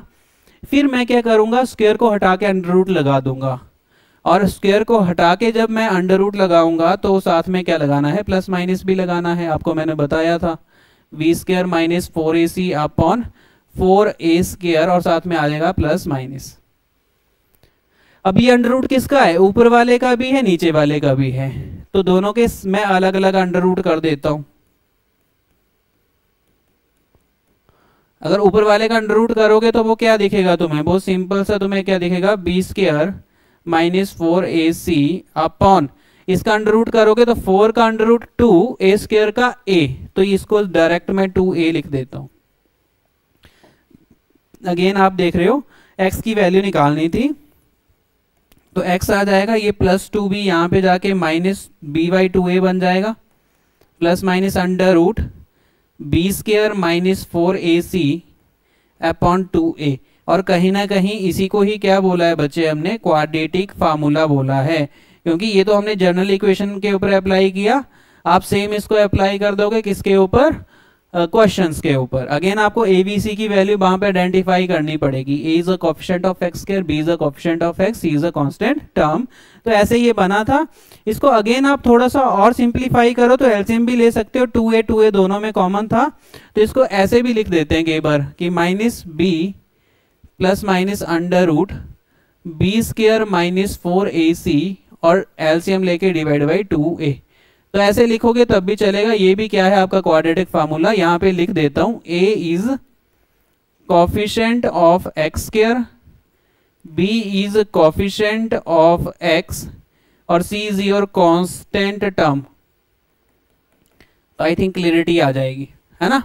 हमेशा याद रखना एबीसी क्या होते हैं। एबीसी हमेशा coefficient of x square is a, coefficient of x is b and constant term is c। तो इसका हम यूज करेंगे थर्ड मेथड, इसको बोल दिया थर्ड मेथड बोल दिया किसको निकालने के लिए, क्वाड्रेटिक इक्वेशन के रूट्स को निकालने के लिए। तो सेम मैं यूज कर रहा हूं कि formula to find the roots of quadratic equation ax square plus bx plus c is equal to 0 is this one. अभी ड्राइव किया तो आपको समझ में आ गया कौन सा क्या है। इसके ऊपर यूज करोगे तो पहला जो काम होता है ए बी सी की वैल्यू निकालना। ए क्या आएगा, coefficient of x square 5, B क्या आएगा, coefficient of x is 2, C क्या आएगा, constant term is minus 7। Comparison हमेशा इसके साथ बीच में प्लस ही रखना है। यहाँ पे माइनस था, प्लस रखोगे तो इसको ऐसे चेंज करोगे ना इस इक्वेशन को, ऐसे 5x square plus 2x plus minus 7 is equal to 0। तो ऐसे करोगे इसके साथ मैचिंग करने के लिए जनरल इक्वेशन के साथ बीच में सब में क्या आना चाहिए, प्लस, तो सी की वैल्यू क्या आएगी, -7। बोर्ड में मैंने देखा ना कि वो स्टेट बोर्ड में क्वेश्चन मैंने देखा है, महाराष्ट्र बोर्ड में, उसमें एबीसी की वैल्यू भी पूछ लेता है। इतने सिंपल से क्वेश्चन आते हैं। एक क्वाड्रेटिक इक्वेशन दी होगी, find the value of A B and C, तो वो इजी होता है, ज्यादा मुश्किल नहीं होता। तो ए बी सी आपके पास आ गए और ए बी सी क्या है आपके, coefficient of x square, coefficient of x and constant term. Then apply कर दो आप। अप्लाई क्या करना है, क्वाड्रेटिक फार्मूला, और वो क्या था आपके पास, X is equal to minus B Y, या इसे ऐसे लिख लो, minus B plus minus under root B square minus 4ac upon 2a, इसको अप्लाई कर देते हैं तो वैल्यूज फिर हम देखेंगे क्या क्या आएगी। माइनस बी यानी minus 2 plus minus under root B square का मतलब है 2 का square minus 4 into a into c upon 2 into a. तो अगेन इसको सॉल्व कीजिए, minus 2 plus minus under root 4 और ये माइनस माइनस प्लस बन जाएगा, कितना बनेगा ये 20 इंटू 7 यानी 144 एडिशन करके बनेगा, डिवाइड बाई कितना आ जाएगा 10। अगेन सॉल्व करो तो minus 2 plus minus under root 144 upon 10 और 144 का स्क्वायर रूट आता है 12 माइनस 2 प्लस माइनस 12 अपॉन 10।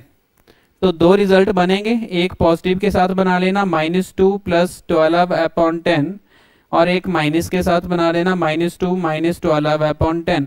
इसको सॉल्व करोगे तो 10 अपॉन 10 आंसर आएगा, यानी आंसर आ जाएगा 1 और इसको सॉल्व करोगे तो आंसर आएगा माइनस 14 अपॉन 10 माइनस 7/5। तो आंसर तो बच्चे सेम ही आएंगे, आंसर डिफरेंट नहीं आने वाले। ये दोनों के दोनों क्या है रूट्स, यानी आपके पास 1 और माइनस 7/5 क्या है आपके रूट्स हैं। तो ये क्लियरिटी आ गई कैसे आपने क्वाड्रेटिक फार्मूला यूज करना है, देखना सेम रिजल्ट बन रहे होंगे 1 एंड माइनस 7/5 और इसमें भी आप देखोगे तो आपके पास क्या बनेगा 1 and minus 7/5। Yes this one 1 and minus 7/5। तो आगे चलते हैं नेचर ऑफ रूट्स के ऊपर। अब नेचर ऑफ रूट्स का क्या मतलब है। अब जैसा मैंने स्टार्टिंग में बोला था कि आपका जो क्वाड्रेटिक इक्वेशन होगी वो एट मोस्ट 2 रूट्स देगी, ज्यादा से ज्यादा 2 रूट्स देगी, 2 से ज्यादा कभी नहीं देगी। या तो 2 देगी या तो 1 रूट देगी या तो कोई भी रियल रूट्स नहीं देगी। अब इसके लिए आपको क्या निकालने का तरीका, एक तो ये है कि रूट्स ही निकाल लो। रूट्स जो हमने निकाले, जैसे अभी हमने निकाला था इस वाले क्वेश्चन में आंसर, तो आंसर आपने बोला था 1 एंड माइनस 7/5।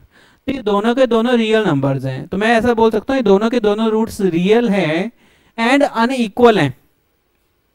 अनइक्वल का मतलब दोनों क्या है डिफरेंट, पर हो सकता है किसी सिनेरियो में आपका आंसर बन जाए 2 और यहाँ पे भी आंसर क्या बन जाए 2। तो उसमें मैं बोलूंगा ये दोनों के दोनों रूट्स रियल तो हैं पर इक्वल हैं। तो नेचर में यही जज करना कि रूट्स कैसे आएंगे, रियल आएंगे, रियल एंड डिफरेंट आएंगे, रियल एंड सेम आएंगे या फिर इमेजिनरी रूट्स आएंगे। तो उसके लिए तरीका तो यही हो सकता है कि आप रूट्स निकालो, उनको ऑब्जर्व करो और आंसर बता दो। अगर दोनों सेम आ गए तो बोल देना रियल एंड इक्वल, अगर दोनों सेम ना आके अलग अलग आए तो बोल देना रियल एंड अनइक्वल। और कभी आपका अगर कोई क्वेश्चन में अंडर रूट के अंदर माइनस आए, ध्यान से सुनना क्या बोल रहा हूँ, अंडर रूट के बाहर माइनस नहीं बोला मैंने, अंडर रूट के अंदर माइनस आ जाए तो क्या बोल देना कि रूट्स आर नॉट रियल, वो क्या आ जाएंगे इमेजिनरी। यानी कभी भी आपके पास अंडर रूट के अंदर ऐसे नेगेटिव आ जाए, चाहे -5 आ जाए, चाहे नेगेटिव समथिंग जो मर्जी आ जाए अंडर रूट के अंदर, तो आपकी इमेजिनरी नंबर्स बनते हैं। अब ये इमेजिनरी नंबर्स क्या होते हैं ये पढ़ोगे तुम 11th में जाके। सीधा ये याद रखना ये रियल नंबर नहीं होते हैं, उसके ऊपर की दुनिया है, इमेजिनरी दुनिया है ना, इमेजिनरी नंबर। जब अंडर रूट के अंदर माइनस आ जाए, पर जब अंडर रूट के बाहर माइनस हो तो ये रियल दुनिया है ना, इसमें कोई दिक्कत नहीं है, ये रियल नंबर ही होते हैं। तो कभी अगर तुम रूट्स निकालो और रूट्स आ जाए -√5, तुम ऐसा मत बोल देना ये तो सर ने बोला था ये तो इमेजिनरी रूट्स है, नहीं रियल रूट्स है। इमेजिनरी कब होगा जब अंडर रूट के अंदर माइनस आएगा, तो अगर अंडर रूट के अंदर माइनस आया तब वो इमेजिनरी है ना। तो इसको पहचानने के लिए देख तो तरीका है कि आप रूट्स निकालो और पहचानो ऑब्जर्व करके। पर रूट्स निकाले बिना भी मैं नेचर को जज कर सकता हूँ, यानी रूट्स निकाले बिना मैं नेचर को जज कर सकता हूँ। और उसके लिए कहीं ना कहीं तुम्हारी हेल्प करेगा बच्चे क्या, क्वाड्रेटिक फार्मूला। जब आपने बोला था quadratic formula -b plus minus under root b² -4ac upon 2a, तो ये जो अंडर रूट के अंदर b² -4ac है ये बहुत अच्छा रोल प्ले करता है। किसके लिए, बहुत इंपॉर्टेंट रोल प्ले करता है ये आपका नेचर बताने के लिए। अब कैसे इंपॉर्टेंट रोल प्ले करेगा, तो ये मैंने लिख दिया इसको b² -4ac। अब इसी का ही खेल है सारा। अगर ये जीरो बन जाता है, कभी जीरो बन जाता है तो तुम्हें दिख रहा होगा minus B plus minus under root zero. Under root zero का मतलब जीरो ही होता है। अब तुम प्लस जीरो कर लो चाहे माइनस जीरो कर लो, अगर तुम 2 प्लस जीरो करोगे या 2 माइनस जीरो करोगे, आंसर तो क्या आएगा, 2 ही आएगा, सेम रिजल्ट आएगा। तो हमारा जो आंसर चेंज होता था प्लस और माइनस से होता था। दो रिजल्ट तो तभी आते थे प्लस और माइनस से आंसर चेंज होता था। तो जब मेरा बी स्क्वायर माइनस 4ac कभी जीरो बन जाता है तो आपका क्या होता है, प्लस माइनस जीरो आता है, यानी minus B plus minus zero upon 2a। तो minus B plus zero upon 2a करो या minus b minus zero upon 2a करो, आंसर क्या आएगा, minus B by 2a, same आएगा। तो इस वाले केस में मैं क्या बोल दूंगा, और इसका मैंने एक नाम भी दिया, बी स्क्वायर माइनस 4ac को मैंने कैपिटल डी बोला, जिसका नाम होता है डिस्क्रिमिनेंट। तो कैपिटल डी से याद रखना डिस्क्रिमिनेंट, यहां पे लिखा भी है डिस्क्रिमिनेंट। तो कैपिटल डी को डिस्क्रिमिनेंट बोला, और discriminant is nothing but it is a b square minus 4ac। जो भी अंडर रूट के अंदर वाली टर्म है उसको क्या बोल देंगे, डिस्क्रिमिनेंट। तो एक तो कंडीशन ये बन जाएगी कि आपका जो डिस्क्रिमिनेंट है वो कितना आ जाए, जीरो, या ऐसे लिख दो कि बी स्क्वायर माइनस 4ac की वैल्यू कितनी आ जाए, जीरो। अगर जीरो आएगी तो तुम्हें दिख रहा होगा प्लस जीरो माइनस जीरो से कोई भी फर्क नहीं पड़ता, तो इसमें जो रूट्स आएंगे वो सेम आएंगे। तो इसमें मैं लिखूंगा 2 real and equal roots, 2 real and equal roots बनेंगे। अगर बी स्क्वायर माइनस 4ac आपका कभी ग्रेटर देन जीरो आए, ग्रेटर देन जीरो का मतलब अंडर रूट के अंदर पॉजिटिव टर्म आना, अंडर रूट के अंदर पॉजिटिव टर्म आना तो रियल नंबर ही बनेंगे। पर एक पॉजिटिव के साथ अंडर रूट समथिंग करना, एक नेगेटिव के साथ अंडर रूट समथिंग करना, दोनों के रिजल्ट डिफरेंट होंगे। तो यहां से ये समझ आना चाहिए आपको कि 2 रियल एंड अनइक्वल, अनइक्वल लिख लेना रूट्स, या डिफरेंट लिख लेना, है ना। ये बार डिस्टिंक्ट भी यूज करते हैं ये, है ना, 2 रियल एंड इक्वल रूट्स, या 2 रियल एंड डिस्टिंक्ट, और भी लिख देता हूं 2 रियल एंड डिस्टिंक्ट। डिस्टिंक्ट का मतलब होता है अलग अलग, तो दोनों में से कोई भी वर्डिंग वो यूज कर सकता है ना, डिफरेंट इधर डिस्टिंक्ट। तो डिस्टिंक्ट तभी बनेंगे जब आपका b square minus 4ac greater than क्या होगा, जीरो। और थर्ड केस ये बन सकता है कि b square minus 4ac less than zero हो। लेस देन जीरो का मतलब नेगेटिव हो, नेगेटिव का मतलब अंडर रूट के अंदर नेगेटिव आ गया, अंडर रूट के अंदर नेगेटिव आना का मतलब है आपका रियल नंबर तो नहीं आएगा। तो मैं यहाँ पे लिख दूंगा नो रियल रूट्स, आपके रूट्स क्या रियल नहीं आएंगे। और मैं बोल सकता हूँ अगर रियल नहीं आएंगे तो उस वाले केस में इमेजिनरी रूट्स आएंगे। और इमेजिनरी रूट्स के बारे में ज़्यादा डिटेल में हम पढ़ेंगे हायर क्लासेस में। तो अभी तो इतना याद रखना है कि जहाँ पे B square minus 4ac zero आ गया, जीरो से कम आ गया ना, लेस देन जीरो, तो वो वाला केस किसका है, इमेजिनरी का है। तो ये 3 केस बनते हैं, और इसी को ही मैंने यहाँ पे लिख दिया कि if ax square plus bx plus c is equal to 0 is the quadratic equation, then d is called discriminant, और d is nothing but it is b square minus 4ac। बिल्कुल सही बात है भाई ना।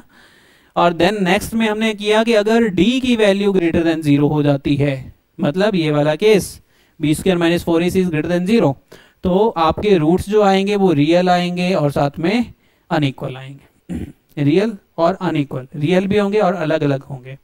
अगर d इज इक्वल टू 0 आ जाता है तो आपके जो रूट्स आ रहे होंगे वो रियल और इक्वल आ रहे होंगे, रियल और इक्वल। और थर्ड, अगर d की वैल्यू कभी लेस देन 0 हो जाती है तो no real roots are possible, और we can say that imaginary roots exist, imaginary roots exist, ये भी आप बोल सकते हो। क्लियर, क्लियरिटी आ गई है ना। अब अगर मैं एक नोट में एक इंपॉर्टेंट चीज लिखूं, कभी भी मेरे से ऐसा पूछ ले कि कंडीशन बताओ रियल रूट्स की, अब वो ऐसा नहीं बोल रहा है रियल एंड इक्वल रूट्स बोलता, अगर वो कंडीशन पूछता रियल और equal roots, real and equal roots, तो आप क्या बोल देते, बी के d इज इक्वल टू 0, यानी b square minus 4ac is equal to 0। अगर वो ऐसा बोलता है condition for real and unequal roots, तो आप क्या बोल देते, b square minus 4ac is greater than 0। पर अब वो ओनली रियल पूछ रहा है, उसको इक्वल से कोई मतलब नहीं है, उसको अनइक्वल से कोई मतलब नहीं है, ओनली रियल रूट्स। तो कंडीशन आएगी d is greater than equal to 0, उसमें इक्वल टू वाली भी आ जाएगी और ग्रेटर देन भी वाली, क्योंकि दोनों में तुम्हें क्या दिखा, रियल दिखा ना। तो अगर वो स्पेसिफिक पूछेगा ना रियल एंड इक्वल, तो d is equal to 0, real and unequal d is greater than 0। अगर वो ओनली बोलेगा कि रियल चाहिए, तो रियल में रियल एंड इक्वल आ जाए, रियल एंड अनइक्वल कोई मतलब नहीं है ना, दोनों में से कोई भी चलेगा। तो आपका d is greater than equal to 0 आना चाहिए। उस वाले केस में d is greater than equal to 0। तो ये कंडीशन इंपॉर्टेंट है, ये लिख लेना, हो सकता है एग्जाम में आ जाए। तो कंडीशन फॉर रियल रूट डालता है और ऑप्शन में क्या डालता है, डी इज ग्रेटर देन 0, फिर d is equal to 0, d is greater than equal to 0, यानी ये वाला साइन। ये वाला साइन ये बताना चाहता है कि या तो आपका डी इज इक्वल टू 0 होगा और डी इज ग्रेटर देन 0, ये मिक्सर है ना दोनों साइन का। तो रियल रूट्स का यही आएगा आपका कंडीशन ना, कंडीशन फॉर रियल रूट्स। तो इजी था, ज्यादा मुश्किल नहीं है, ये करना है आपने। नेचर ऑफ रूट्स हमारे कंप्लीट हुए। देखते हैं next topic, yes, graphs of quadratic equation. अब कहीं ना कहीं आपने पहले क्या समझा बच्चे कि जो रूट्स होते हैं उसका आपने अलजेब्रिक पर्सपेक्टिव समझा। अब जो रूट्स होते हैं उसका कौन सा पर्सपेक्टिव समझना है, ग्राफिकल पर्सपेक्टिव भी समझना है। तो इस ग्राफ पर जाने से पहले मैं आपको कुछ चीजें क्लियर कर देता हूं कि वैसे तो इसके बनते हैं बच्चे 4 ग्राफ, पर अकॉर्डिंग टू आपका लेवल हम सिर्फ 2 ग्राफ के ऊपर डिस्कशन करेंगे। पहले तो ग्राफ में ये बता देता हूं कि जो क्वाड्रेटिक इक्वेशन होती है उसका ग्राफ कैसे बनता है। जो क्वाड्रेटिक इक्वेशन होती है ना उसका ग्राफ हमेशा बनता है आपके पास कौन सा, पैराबोलिक। और पैराबोलिक कैसा ग्राफ होता है पहले तो ये समझ लो, जो ग्राफ बनेगा क्वाड्रेटिक इक्वेशन का वो पैराबोलिक बनेगा, पैराबोलिक कर्व बनता है। और पैराबोलिक कर्व 4 टाइप के होते हैं, उसमें से हम बेसिकली 2 टाइप को डिस्कस करेंगे।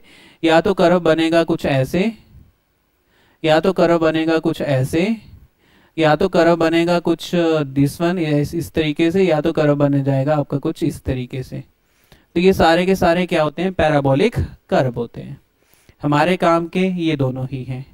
तो पहले तो ये समझ लो कि आपके पास जो क्वाड्रेटिक इक्वेशन आएगी वो कुछ इस फॉर्मेट में आएगी, ax² plus bx plus c is equal to 0। अब इस क्वाड्रेटिक इक्वेशन के इन 4 में से कोई भी क्या बन सकता है, ग्राफ बन सकता है। बल्कि ये जो ग्राफ होता है क्वाड्रेटिक इक्वेशन का नहीं होता, क्वाड्रेटिक फंक्शन का होता है ना। पर हम इस क्वाड्रेटिक इक्वेशन का ग्राफ भी बोल देते हैं जनरली, क्वाड्रेटिक फंक्शन का ग्राफ है। तो मैं इस ग्राफ को ड्रॉ करने के लिए अगेन आप वैसे ही करोगे, x की वैल्यू निकाल डालोगे, एक x की वैल्यू के लिए 2 वैल्यूज y की आएंगी, है ना। तो उस तरीके से हमने चीजों को देखना है। तो पहले तो ये समझ लो कि 2 कर्व बनते हैं, या तो आपका जो आंसर बनेगा वो कुछ ऐसे बनेगा, या तो कर्व ऐसे आ जाएगा, या तो कर्व कैसे बन सकता है, कुछ इस तरीके का भी बन सकता है। डन, इस तरीके का भी कर्व बन सकता है। इसको बोलते हैं पैराबोला अपवार्ड। ये चीजें सीख लेनी है, ज्यादा डिटेल में नहीं जाना है ना, ज्यादा डिटेल में जाएंगे 11th में। तो ये आएगा पैराबोला अपवार्ड, या तो ऐसा ग्राफ बनेगा और या तो ग्राफ बनेगा ऐसे वाला, इसको बोलते हैं पैराबोला डाउनवर्ड।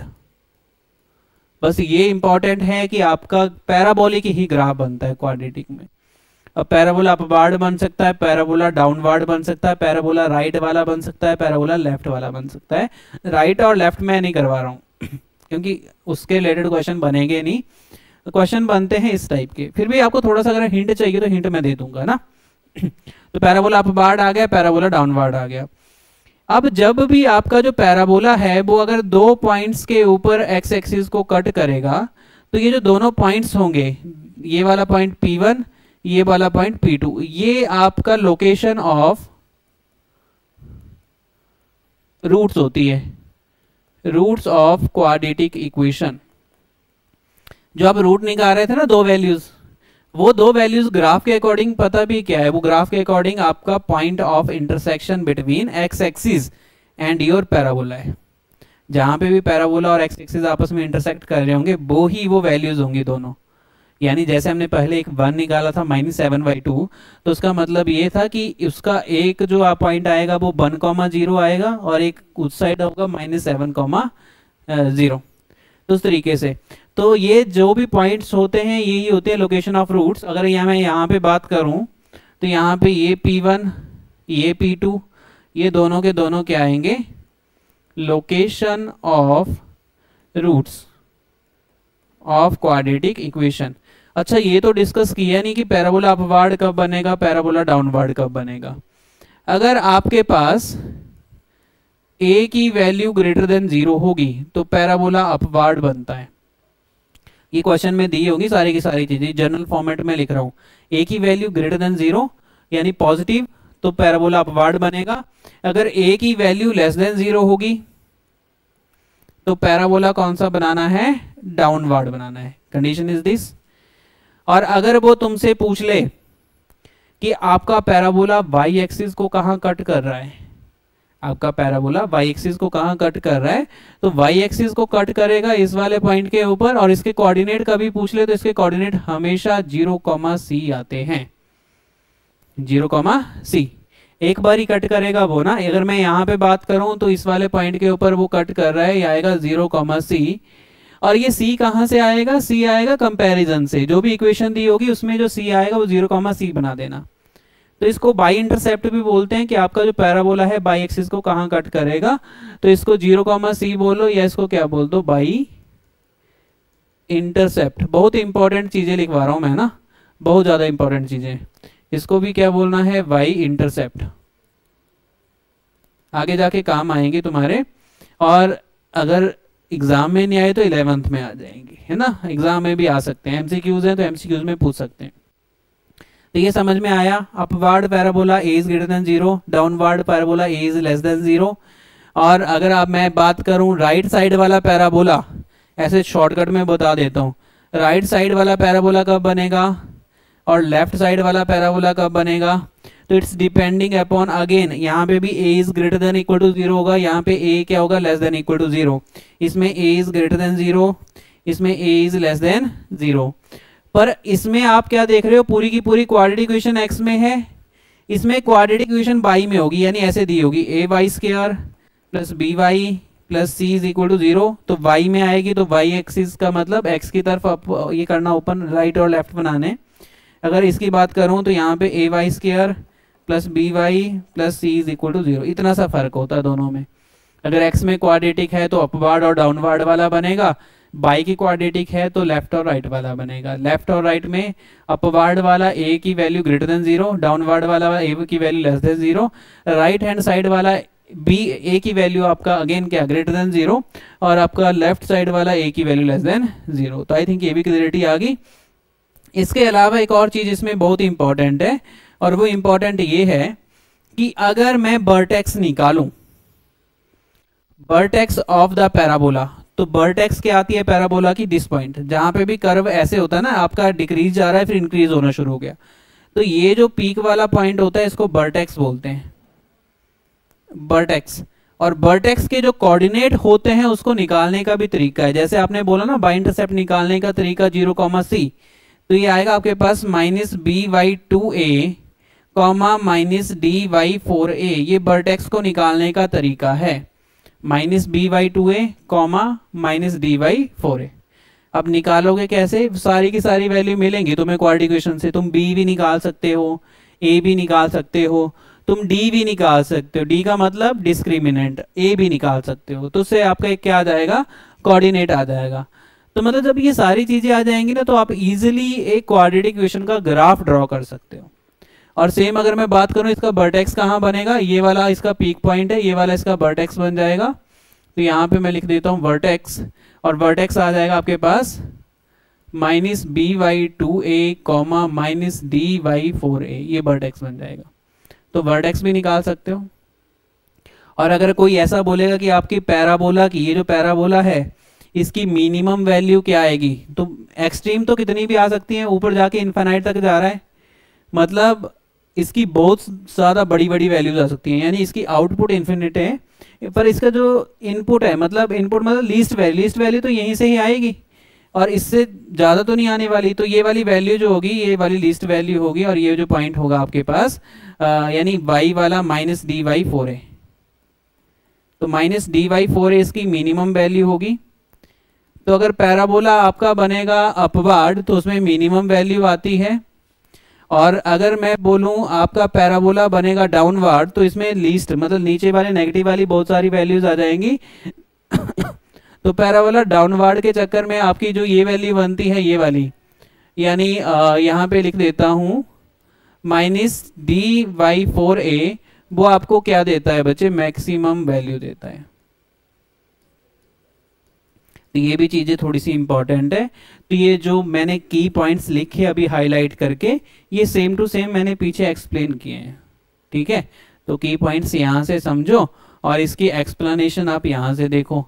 एक्सप्लेनेशन में क्या है आपका, ग्राफ्स ऑफ क्वाड्रेटिक इक्वेशन, और graph of quadratic equation is always a parabolic curve. पहला इंपॉर्टेंट है, पैराबोलिक कर्व बनेगा। पैराबोला कितने टाइप्स के होते हैं, 4 टाइप्स के होते हैं, ज़्यादा डिटेल में नहीं जाना। अगर कभी a की वैल्यू ग्रेटर देन 0 बन गई तो पैराबोला अपवर्ड बनेगा, और कभी a की वैल्यू अगर लेस देन 0 होगी अकॉर्डिंग टू क्वेश्चन तो पैराबोला डाउनवर्ड बनेगा।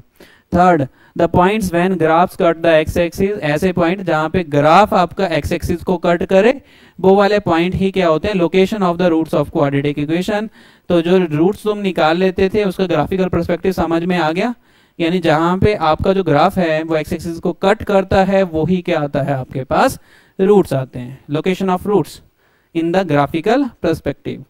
फोर्थ, अगर मैं बात करूं तो point at which graph cut by axis, तो जहां पे आपका ग्राफ बाई एक्सिस को कट करेगा वो वाला पॉइंट होगा 0,c, और सी ए बी जो भी है वो आप कंपैरिजन से निकाल लेते हो, क्योंकि आपके पास क्वाड्रेटिक इक्वेशन क्वेश्चन में गिवन होती है ax² + bx + c = 0, ये गिवन होती है।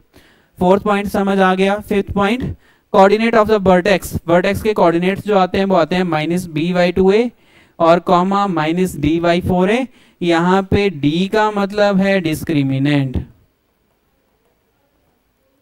मीन्स b² - 4ac, और यहाँ पे आप ग्राफ भी दे सकते हो, सेम चीजें हैं बच्चे। पैराबोला बनाया देखो, इसको बोला है y इंटरसेप्ट ना, और ये आ गया आपके पास x इंटरसेप्ट, ये वाले हैं ना, इसको आप अच्छे से देख सकते हो। इसमें लिखा है दिस पैराबोला ओपन्स अप, ये ऊपर की तरफ ओपन हो रहा है, can be classified as concave up, इसको कनकेव अप भी बोलते हैं। The parabola that opens up will have a positive a value, a की वैल्यू पॉजिटिव है तो वो ऊपर की तरफ ओपन होगा। The vertex is the lowest point और मिनिमम पॉइंट, तो वर्टेक्स लोएस्ट पॉइंट आएगा, मिनिमम पॉइंट जो मैंने आई थिंक यहाँ पे लिखा भी था, अगर ऊपर की तरफ ओपन होगा तो मिनिमम पॉइंट आता है, वर्टेक्स का मिनिमम पॉइंट। तो अगर minimum value of that equation पूछ ले वो क्वाड्रेटिक इक्वेशन तो आप बता सकते हो। और इसमें उससे उल्टा है the vertex of the highest point, तो उसको मैक्सिमम पॉइंट बोलते हैं, इससे नीचे सारी की सारी वैल्यू आएंगी मिनिमम आएंगी। तो ये वाला आपको याद कर लेना है, सारा का सारा ग्राफिकल पर्सपेक्टिव मैंने समझा दिया। अब सोचो जब आपके जो रूट्स थे, एक चीज़ और मैं ऐड ऑन कर देता हूँ यहाँ पे, जो आपके रूट्स थे ना बच्चे, अगर मैं बात कर लेता हूँ फर्स्ट इसके नेचर की, तो नेचर में अगर मैं ऐसा बोल देता हूँ कि ax² + bx + c = 0, मैंने क्वाड्रेटिक इक्वेशन ली, लेट ये क्वाड्रेटिक इक्वेशन है, अगर मेरा d जो होगा वो = 0 आएगा, मतलब रूट्स क्या बनेंगे, इक्वल। तो उस वाली कंडीशन में आपका जो पैराबोला होगा या तो वो ऐसे बन रहा होगा, तो मतलब रूट्स एक होने का मतलब है वो एक ही पॉइंट के ऊपर टच करेगा किसको, एक्स एक्सिस को, या हो सकता है आपका जो पैराबोला हो कुछ ऐसे बन रहा हो। Is totally depend upon value of A ना, ग्रेटर देन 0 और लेस देन 0। पर ये बात पक्की होगी, अगर d = 0 है तो वो एक पॉइंट के ऊपर सिर्फ टच करेगा, एक्स एक्सिस को कट नहीं करेगा। और अगर आपका d > 0 है तो आपका पैराबोला कहीं ना कहीं ऐसे कट करेगा, और ये दोनों उसके क्या आएंगे, रूट्स, और या तो वो ऐसे कट कर रहा होगा, यानी ये दोनों इसके क्या आएंगे, रूट्स। तो ग्राफिकल पर्सपेक्टिव भी साथ साथ में अंडरस्टैंड करो नेचर का। थर्ड, अगर d < 0 बनेगा तो मतलब आपका ग्राफ एक्स एक्सिस को कट ही नहीं कर रहा है, क्योंकि वैल्यूज क्या है, इमेजिनरी। तो आपका जो पैराबोला है या तो ऐसे बन जाएगा, तो does not intersect x axis, या तो वो कुछ कैसे बन जाएगा, ऐसे बन जाएगा। इसमें भी आपने एक्स एक्सिस को इंटरसेक्ट नहीं किया। तो इसके ग्राफिकल पर्सपेक्टिव भी आपने समझ लिए कि जब 0 बोल देता हूं मैं, d की वैल्यू 0, यानी real and equal roots, two real and equal, तो ऐसे वाला पैराबोलास बनते हैं ना। तो ये भी आपको थोड़ा सा याद रखना है। नेक्स्ट चलते हैं, relationship between roots and coefficient of quadratic equation. Relation आपको बताना है रूट्स के बीच में जो आप निकाल रहे थे क्वाड्रेटिक इक्वेशन के, और coefficient of quadratic equation. Coefficient का मतलब होता है x² कोफिशिएंट एक्स का कोएफिशिएंट और कांस्टेंट टर्म यानी ए बी सी, इनके बीच में रिलेशन है। अब होता क्या है कि क्वेश्चन में मैक्सिमम टाइम वो ऐसा बोल लेता है कि सम ऑफ रूट्स बताओ। तो सम ऑफ रूट्स निकालने के लिए एक तो वो ट्रेडिशनल तरीका है कि तुम क्या करो, रूट्स फाइंड आउट करो, दो रूट्स आ जाएंगे, दोनों को ऐड कर दो और बता दो जी ये क्या है, सम ऑफ रूट्स। फिर बोलता है कि प्रोडक्ट ऑफ रूट्स बताओ, तो आप सेम तरीका करोगे कि दो रूट्स फाइंड आउट करोगे, दोनों को मल्टीप्लाई कर दोगे और बोल दोगे ये रहा आपका क्या, प्रोडक्ट ऑफ रूट्स। पर उसको अगर मेरे को चाहिए सम ऑफ रूट्स तो मैं विदाउट सॉल्विंग आपका रूट्स यानी without using splitting the middle term इधर क्वाड्रेटिक फार्मूला उसको लगाए बिना भी क्या दे सकता हूँ, रिजल्ट सम ऑफ रूट्स का दे सकता हूँ। तो वो रिलेशन है। तो मैं ये समझ रहा हूं कि let ax plus b y plus C is equal to 0 is quadratic equation. ये आपके पास अगर मान लो क्वाड्रेटिक इक्वेशन है और मैं ये मान रहा हूं कि alpha and beta are the roots of this equation. मैं मान के चला हूं कि इसके रूट्स आ रहे हैं अल्फा और बीटा। तो कभी भी क्वेश्चन अगर सम ऑफ रूट्स पूछ ले अल्फा प्लस बीटा तो तुम्हें और कुछ नहीं करना, उन रूट्स को निकालना नहीं है। उसका जो रिलेशन आता है कोएफिशिएंट के साथ माइनस बी वाई ए आता है, अल्फा बीटा का क्या आएगा, सी वाई ए आएगा। तो ये रिलेशन इंपॉर्टेंट है। बहुत बार क्वेश्चन में हम डायरेक्ट यूज कर लेते हैं सम ऑफ रूट्स का और प्रोडक्ट ऑफ रूट्स का, तो हम क्वेश्चन को अपने अकॉर्डिंग भी चेंज कर लेते हैं। कई बार पूछा कुछ और होता है, हम उसमें थोड़ा सा मैथमेटिकल टर्म्स का यूज करके उसको चेंज कर लेते हैं सम ऑफ रूट्स और प्रोडक्ट ऑफ रूट्स में, तो उससे इजी हो जाता है, रूट्स निकालने की जरूरत नहीं पड़ती। आप डायरेक्ट अल्फा प्लस बीटा की वैल्यू डाल सकते हैं और अल्फा इंटू बीटा की वैल्यू डाल सकते हैं। सपोज मैंने ये एग्जांपल लिया था, इसका अच्छा रूट्स भी हमने निकाले थे, आपको पता है रूट्स निकाले थे हमने। अल्फा यानी फर्स्ट रूट आया था आपका 1 और सेकंड रूट आया था आपका -7/2। आई थिंक मैं करेक्ट हूं कि इनकरेक्ट, एक बार देख लेता हूं। 1 एंड -7/2 ये पहले निकाला है।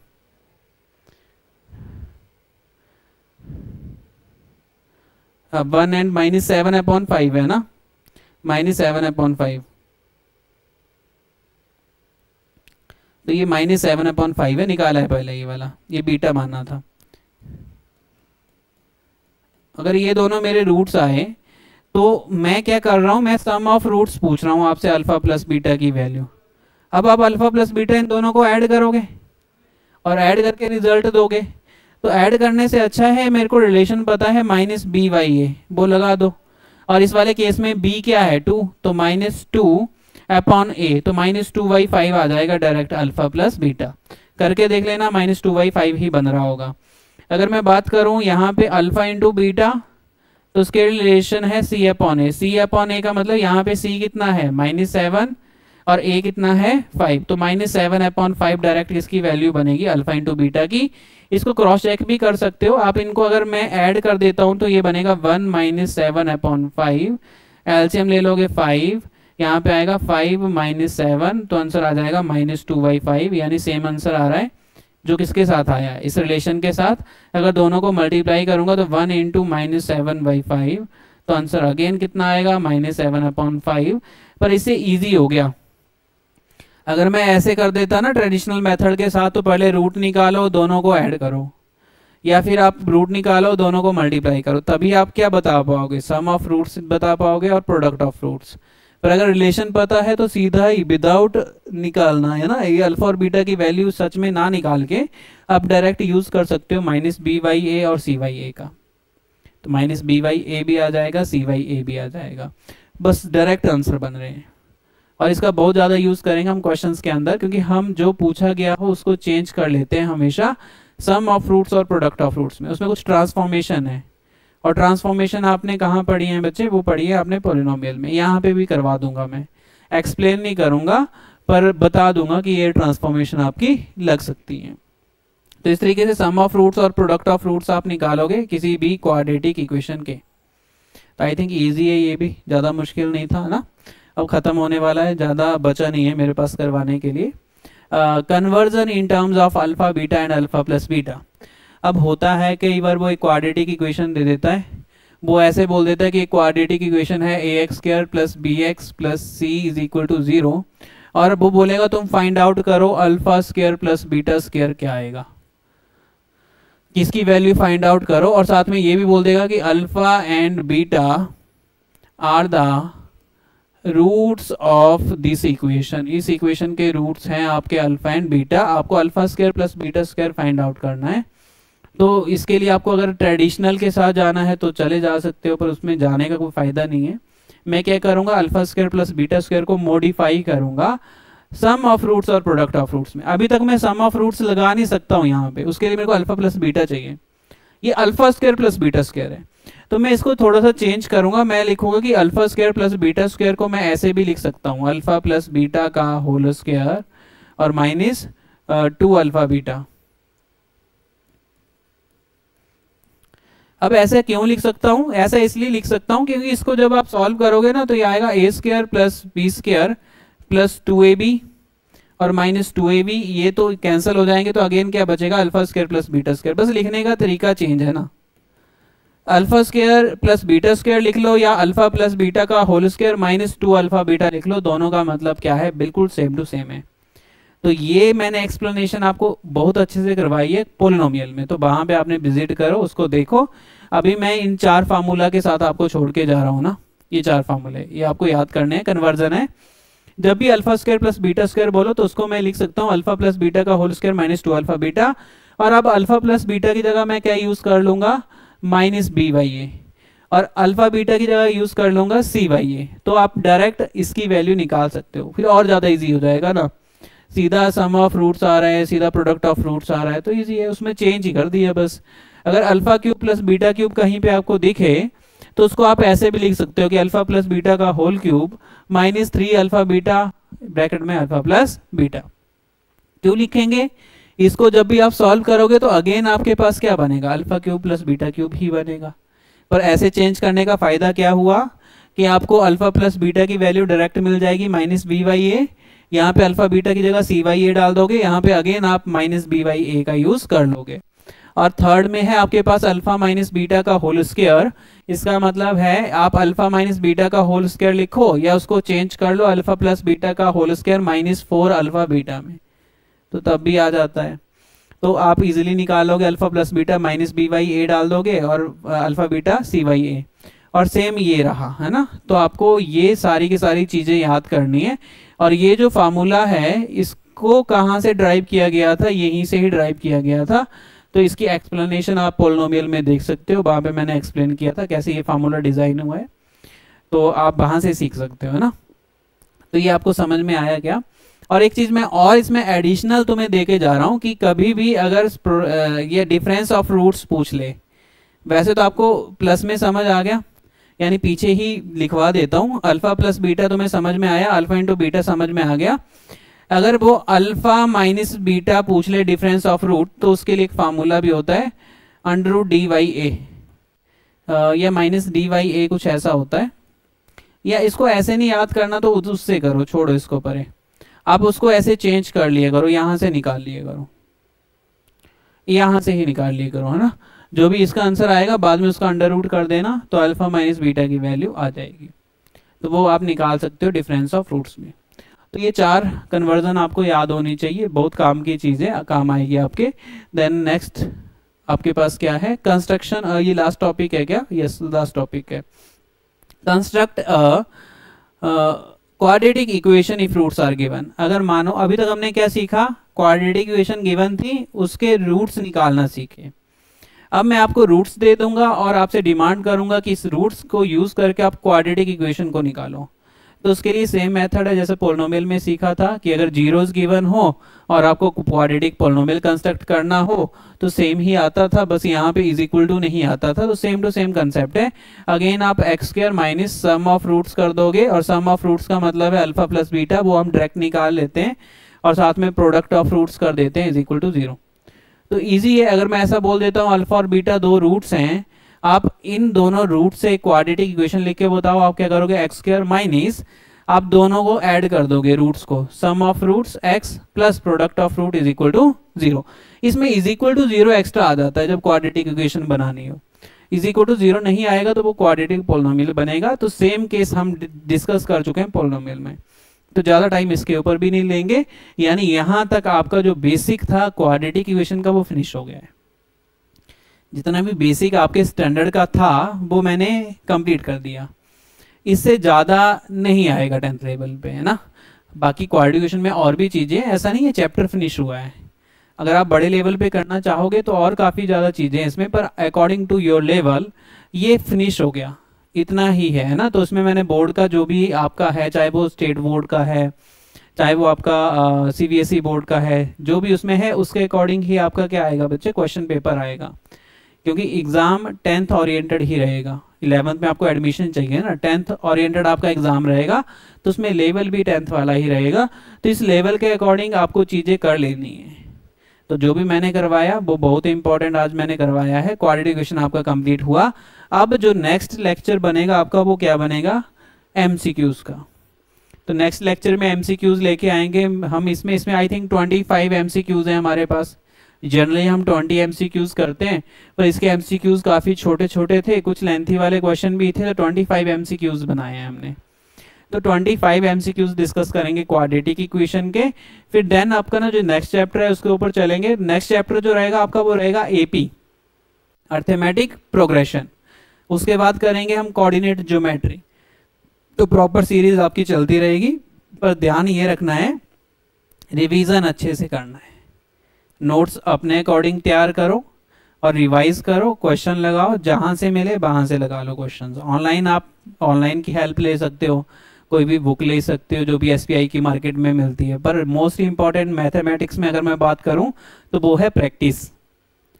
कंसेप्ट सीखो, कंसेप्ट के ऊपर काम करो, फिर प्रैक्टिस में आपको डिफरेंट टाइप के क्वेश्चन मिलते हैं, उसमें आप वो कंसेप्ट कैसे लगाओगे वो ज़्यादा इंपॉर्टेंट है।